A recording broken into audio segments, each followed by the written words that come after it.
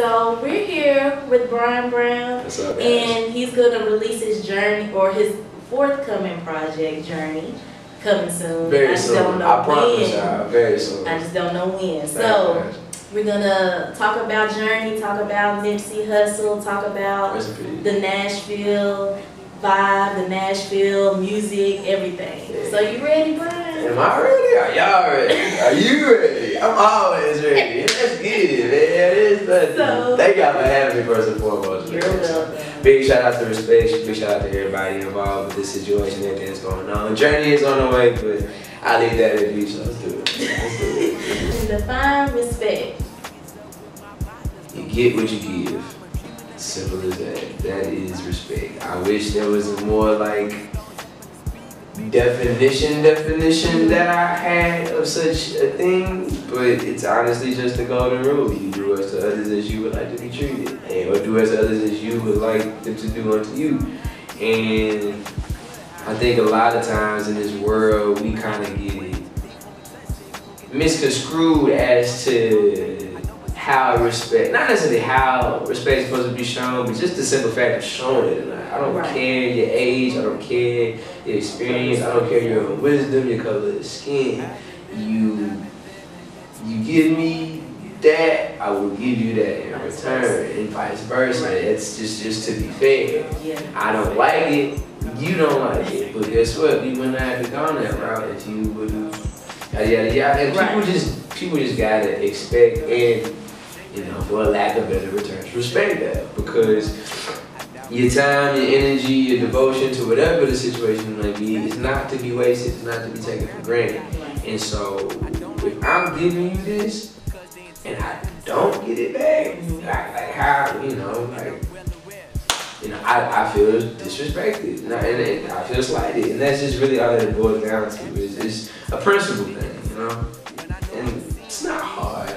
But people make it hard, like we was just talking about, just compassion, just putting yourself in another nigga's shoes for a second. People can't do that for whatever reason. So why did you call your upcoming project Journey? Like what made you set that title for that? Well, originally it was actually, so the idea behind Journey was, so my dad used to detail cars, watching detail cars. And the original idea was basically to just kind of take whatever I could remember from certain like situations and conversations we've had that I remember with various cars he was either like driving or detailing, and just kind of like create this, I don't know, I guess this story, like this soundtrack of sorts of like what I would have wanted to have been in the background via those conversations, I guess. But after a while, it just kind of like, as life was happening and as shit was happening to me and for me where it was going, it's still like the idea of the track list and such still derived from that same space and that same attitude, that same idea, but it was just more so like, it was almost as if instead of just the conversation, it was the whole album is just me becoming like exactly what the fuck is about to happen to me after this. Because it's done, I swear to y'all, it's done. Listen, everything I love. To anybody who is paying attention, to anybody who cares about Brian Brown and whatever I got going on. I don't know when this interview is coming out, but at the time, in the moment of this interview, what is it, April 24th, 2019, is almost 6 p.m. If it's not 6 p.m., the music is done, the raps is done, the skits is done. Everything about the album musically that I could do, that me, Brian Deshaun Brown, you just got my government. That's how serious I am. It is done. Mixing and mastering, we started in the process of it. Of course, got to shoot videos, bada boom, bada bang. It is done. Stop asking me, I promise you. He's tired, man. It's a combination of me being tired, but it's also a combination of like, just trust me. I'm not gonna let y'all down.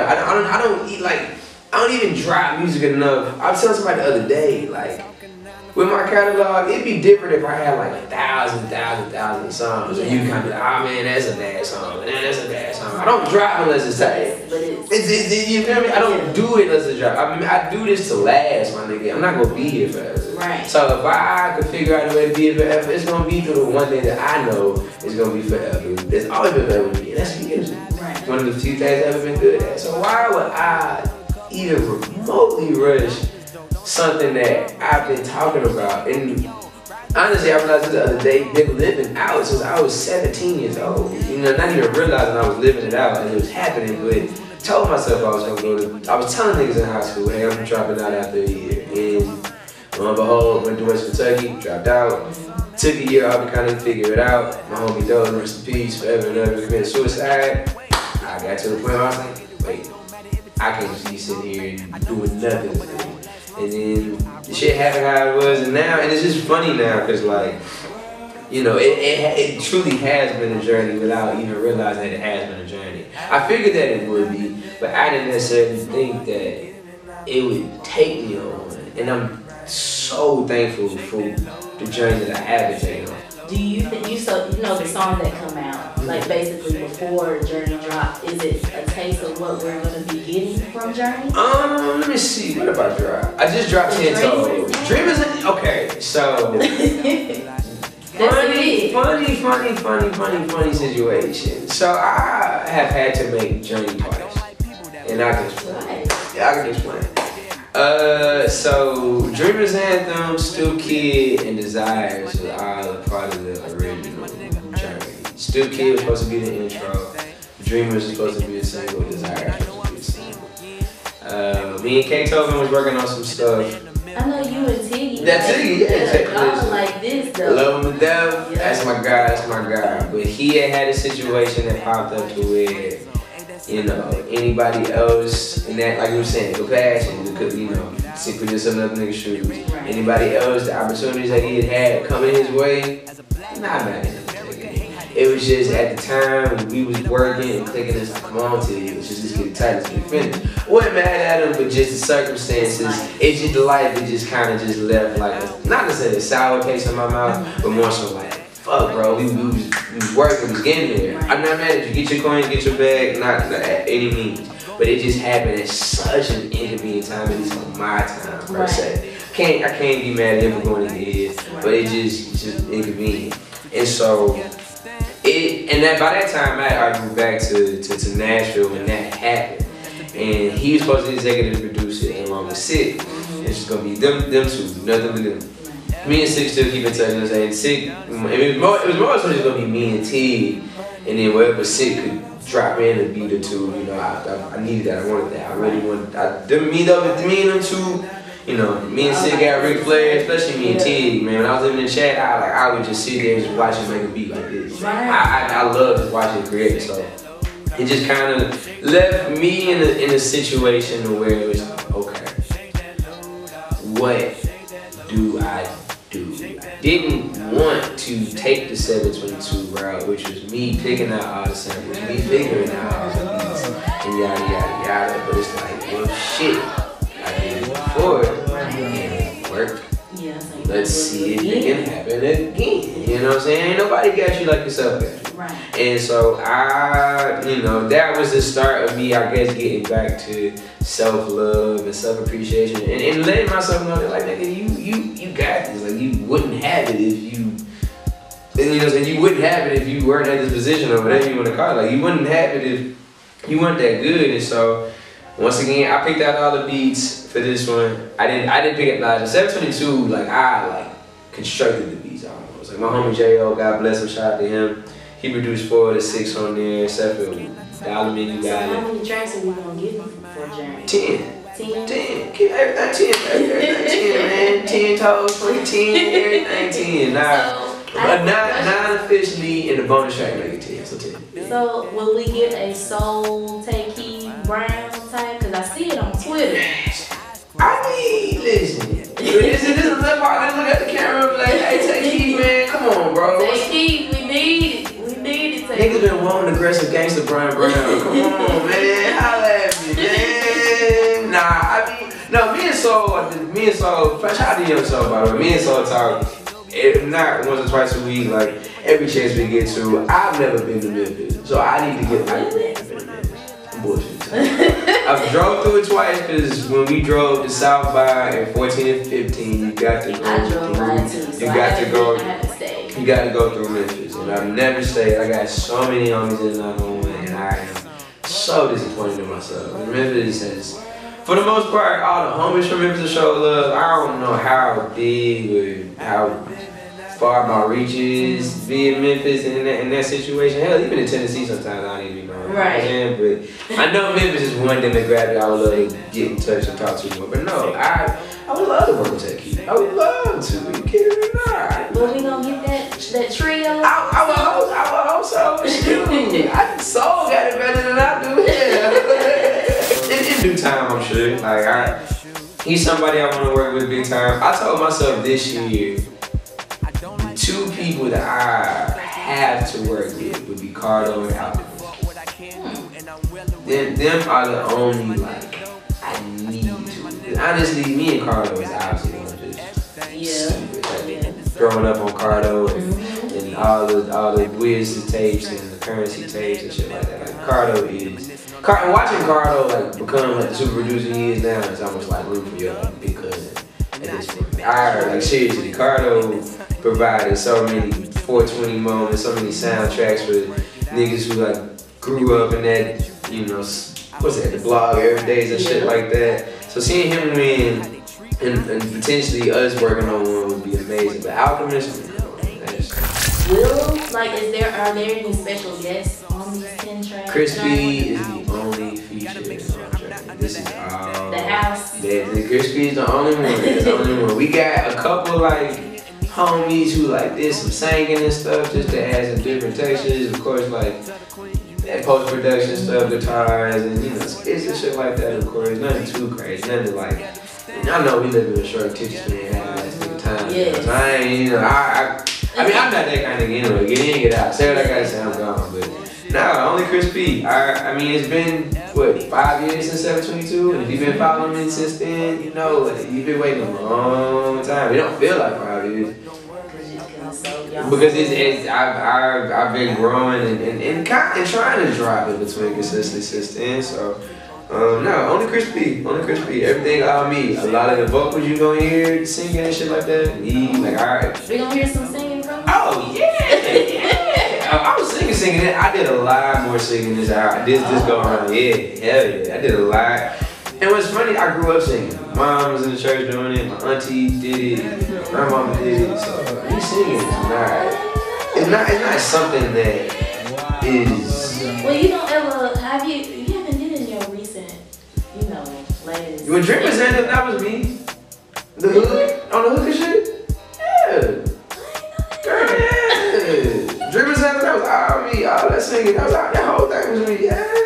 Singing Brown singer, what? Saying panties out 2020. I better enjoy these raps while y'all can. Until I make this jazz album on y'all niggas. Fuck y'all. You drop the project. What do you want your fans to learn from the project, from you? What's that one thing you want your fans to know? To shut the fuck up.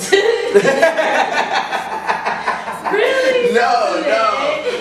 Shit, I might as well. Everybody else be talking to them all crazy. Can I have this one more to leave you the fuck alone? Nah. If it's I love them. Don't get me wrong. That's just for me. That's just something I never thought would. I always knew I would get to a point of that, but I never thought it would be constantly. But either way, I'm appreciative and I'm thankful for it. But to answer your question, the one thing I want people to learn that one, once they play all the way through and then they get their insights, what's that one thing you want, the message that you want them to bring out? Don't stop. Whatever you're doing, don't stop, because the moment you do is the moment that the journey stops. And that's the thing, it's in the grand scheme of it all, and not to even sound harsh, it only true destination is death. That's one of the few things in this world that's guaranteed for every single soul. And so, life is gonna throw you a curveball. Life is gonna take you on a detour. It's not that the detour wasn't supposed to happen. It's just the fact that we're never ready for it. You're never prepared for it sometimes. And people get so, you know how pissed you get when you get stuck in traffic? It's like, my nigga, we all are going the same way. We're all stuck here. You feel me? Isn't that never changes. That feeling, that situation, that's always something everybody goes through. And so the thing is, you either can adjust your spirit and your attitude and be like, alright, I'm stuck in traffic. Let me do some shit that's gonna make me happier. Let me figure out something. Or you be like, alright, fuck, I'm mad, I'm stuck in traffic. Guess what you still do? You still stuck in traffic. What you gonna do? So you still gotta keep going, man. You still gotta keep going.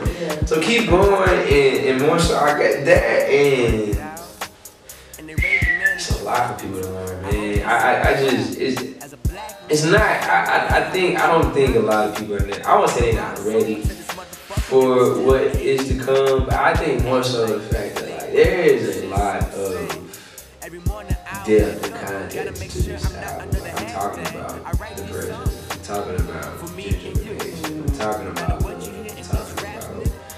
you know, it's a lot. It's a lot. I don't do it unless it meant something. I don't write unless I feel it. That's another thing too. It's like, I wish you would write and do more. Like, I'm not gonna sit here and write a bunch of rap.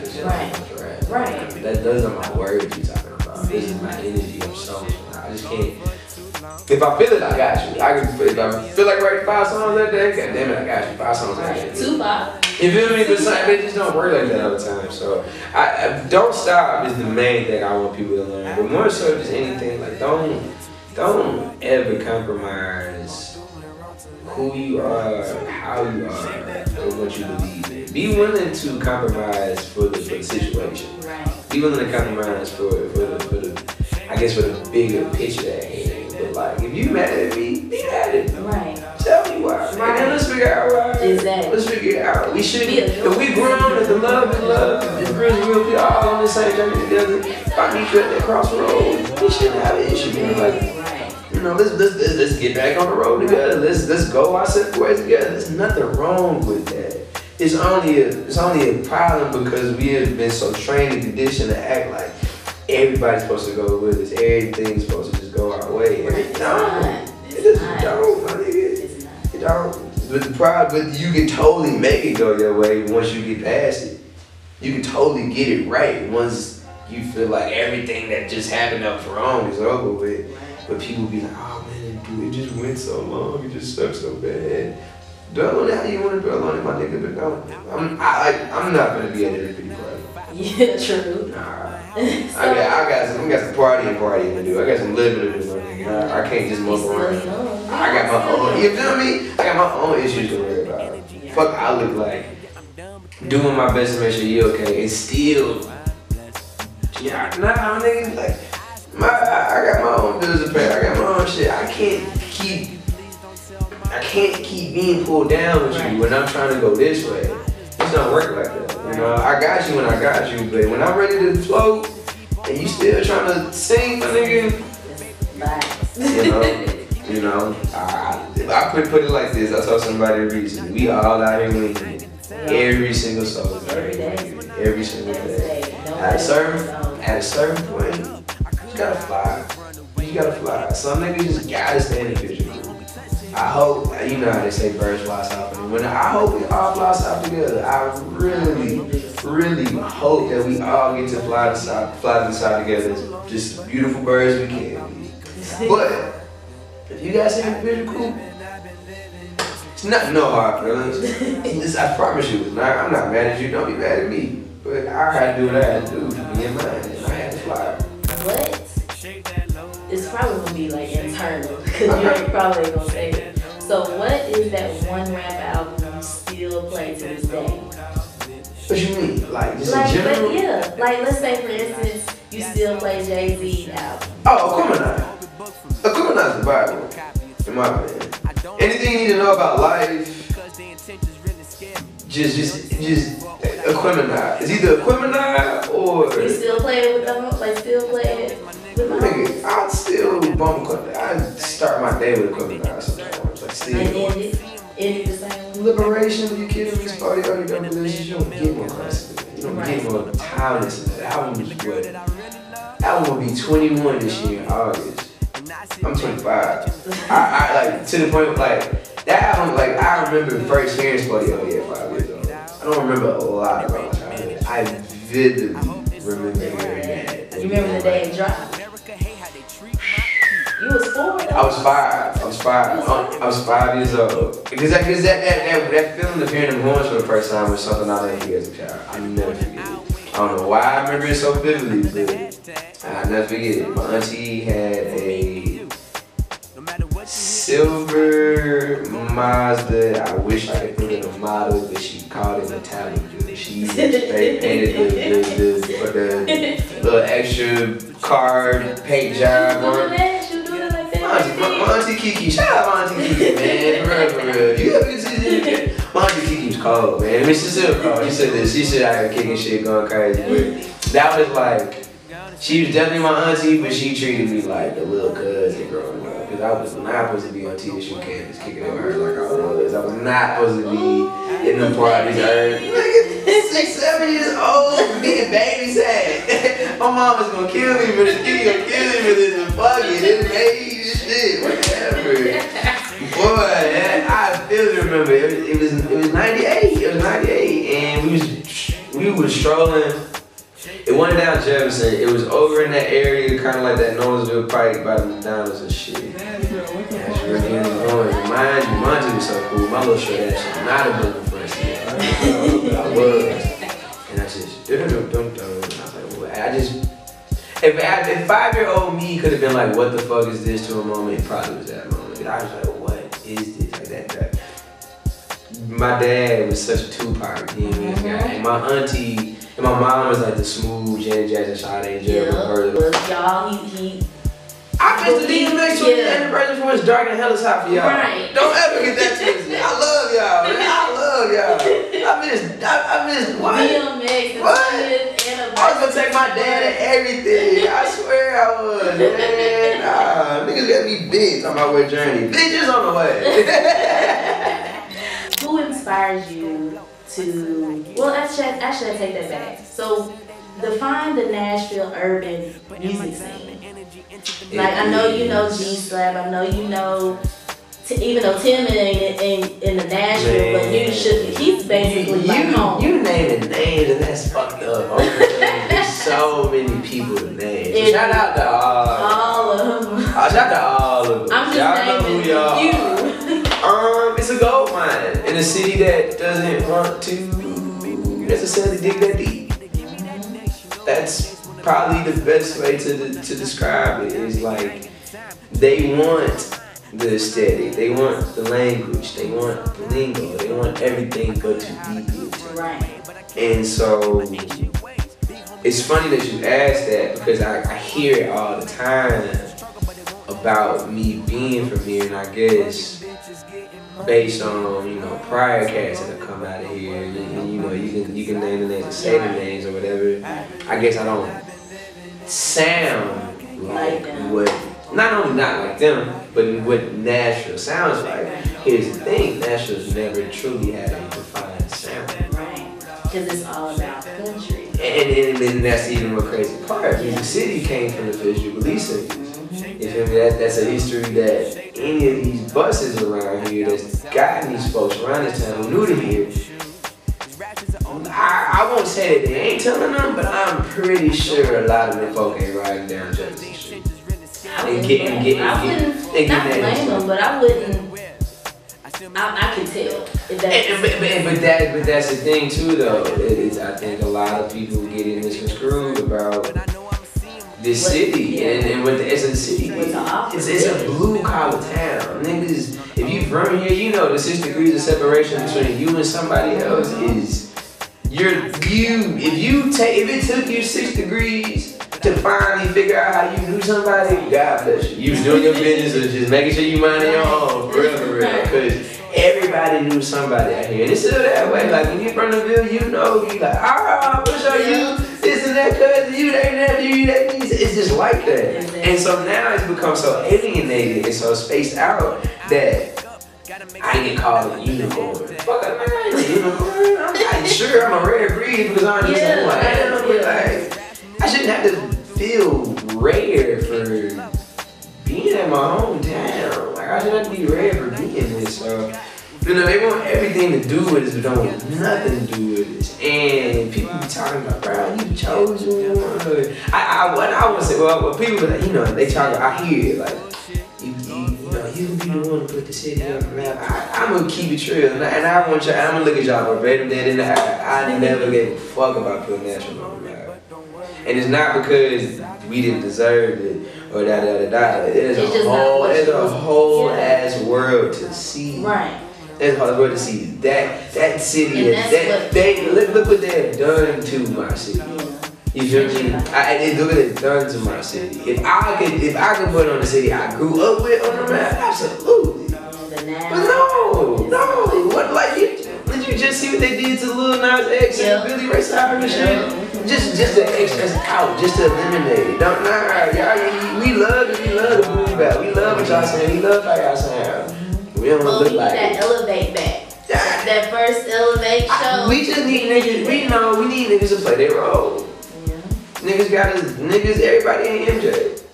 Everybody not a legend. That's cool, my nigga. Like, it's cool. MJ had to pass the ball. MJ, he didn't have to, but guess what he did? He decided to. And when your number is called, be ready. Then, and don't get twisted. Even with me saying that, listen, this Journey got so many natural references on it and shit. Like, you can't say I don't do it for the city. Right. Because that's where I'm from. Right. It's home. I'm never gonna forget home. I just never was like, I wanted to be the best rapper in Nashville. That's not your mindset, though. Who fucking cares, my nigga?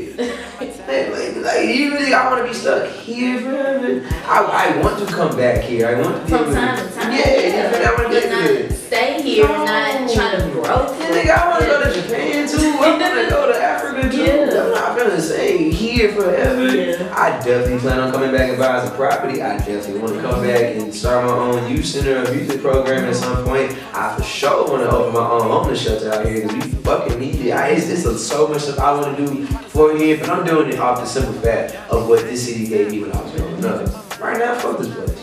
I love it. I love it. Right now? Oh yeah, but it is not. But people are gonna hear that and be like, oh, you just saying fuck Nashville. No. I'm not gonna say disrespect my home. I'm gonna disrespect those who have turned my city into these just glitz and glam, hold out. It's not even under Nashville because there's so many parts of Nashville that still stay the same and that still stay grounded. They try their best to dig it out and put whatever they try to put in.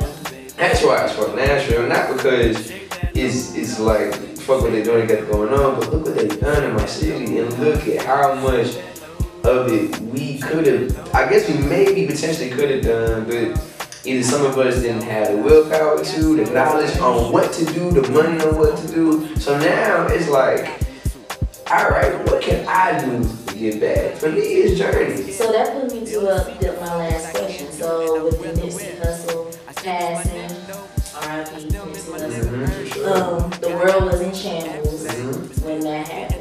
So my question is to you, since the legacy continues, the marathon continues, what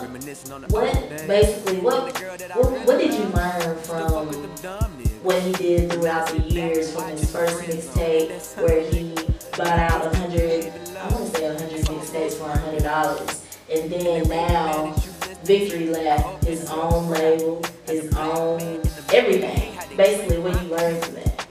What you got to do, you feel me? Somebody tweeted me the other day. It was like, Journey felt like a marathon. And it just resonated with me so hard. Not because of the fact that I see myself in such a light like Nipsey. And I you know, when you're doing it, you never know who you're granted an influence. Right. You're just doing it. You don't really know until it's all said and done. And I think that's the beautiful thing with Nipsey, for me at least. Because when I found out he died, I was just shocked. I was shocked. I had just got out of work, and I was walking to the bank. So my black ass went in the closet and threw on Victory Lap. Because I couldn't do it. At that point, for one, it was all on social media, like the sad shit. And I was like, nah, this is... It felt like we lost a brother. I couldn't get indulged in that because it was going to make it worse. So I was just bumping Victory Lap, smiling. especially real big with Marsha Ambrosius. I'm bumping that like. That's like the music is the blueprint. Right. And just in case I'm not here where I'm going, like just in case I'm not here to see these moments. And ironically enough, I think her name was Kim Chanel. She worked with Adi on that. I saw her tweet. I think it was her. I hope it is her. I want to make sure I give the proper credit where it's due. I think she tweeted something along the lines of, it's funny how Nipsey had worked so hard and to get to the point of dropping Victory like an infant. Right. That's it.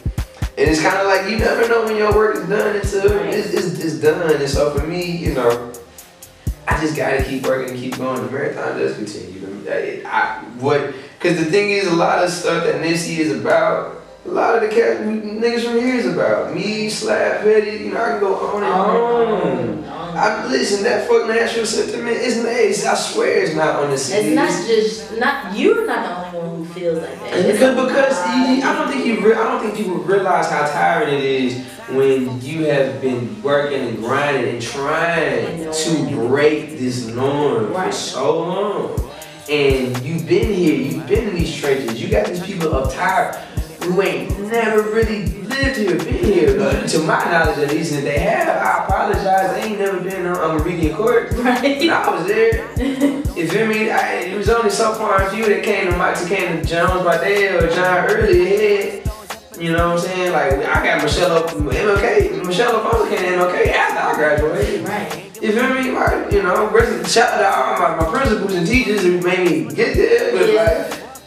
But stuff like that is like, the opportunities and advantages go, like, I guess, like, when we away. I don't know how to describe it sometimes, but niggas have been grinding and adding for so long, and people be like, why didn't this person blow? Why didn't that person blow? Sure, it's on a lot. It's sure, certain people gotta take accountability about this and that. But, like, anytime that you even come remotely close, like I said, it's a gold mine. It's right there. We've been doing these shows. Niggas, they want everything to do. They want the gold. They don't want what it takes to. They don't want what it took to get to the goal. They don't want to dig for it. They just want to be there. It's kind of like, nah, we been here. We been here. Y'all gotta pay attention. Right. You feel me? And so it's like, so to go back and tie it all in, it's not. I'm not saying fuck Nashville in the sense of fuck Nashville. No. I love my home. I love my place. I still want to go by my old crib to this day. But fuck Nashville because they have just essentially just ruined exactly what allowed them to let it become this. Us working hard, us being a community, us being a unit, us being a family. And so when Journey dropped, I want y'all to know I did it with family in mind. I did it with unity in mind. I did it with a sense of, not even a sense of, with so much cohesion. I don't do it unless it top and bottom makes sense for me. I verbatim funky, I keep it as funky as I possibly can. And Nipsey kept it as funky as he possibly can for the West Coast, for Slauson and Crenshaw and stuff. You feel me? Like as much as it sucks, my man died in front of his own storefront in his own hood where he had supplied. And what did he say? Like, what's the stat I seen? Like 41,000 people got a job via Nipsey and his feet. Like, sure that nigga might have had some shit that he said that you might not agree or disagree with, whatever the case may be. That man stood his ground. He remained 10 toes. He stood for what he believed in. He meant what he said and said what he meant. And all the while was still trying to help people. And he didn't have to do that. He didn't, but he did just to make sure that he knew that when he was gone, everything that he was doing, everything that he aspired to do in life kept going. And you see the stories of the hotels from the pop up in 2020. And you know, you see people out of, you see how the funeral went. How you look? How a rapper from Slauson sell out stage. And get Stevie Wonder. He wanted Stevie Wonder. You didn't tell me if I die one day I can have Bridgestone backed out. That's fire. I would. That's fire. But that's not what I want. I know. But to be that much of a being and a human coming to somebody and to have that much of an impact that you sell out one of the biggest arenas in the country for a funeral. Not no basketball event, not no sport event, not no concert, a funeral, a celebration of your life. I'm not saying that's the goal, that's the end all be all, but if you did everything you're supposed to in this world, why not go out and stuff? Right. And that's the thing. You got, when you go, but you have to just keep going until you go. Right. So what is that, man? That's alright. Hey! What's up, guys? Brian Brown, the best rapper alive, goddammit. Shout out to Respect Magazine for having the boy. If you're interested, WORLD of Brown, Twitter, Instagram, SoundCloud. That's World of Brown. I gotta spell it because I guess I sound like I'm saying World of Brown. I don't know. Y'all niggas just slow. World of Brown. You can follow me there. Shout out to my boy Diamond Visions. That's Diamond_VIZIONG. Please go check it out. Please go show some love. Thank him for getting this done, his interview done. One time for Jazz, one time for the whole Respect Mag. Journey on the way. Out East forever.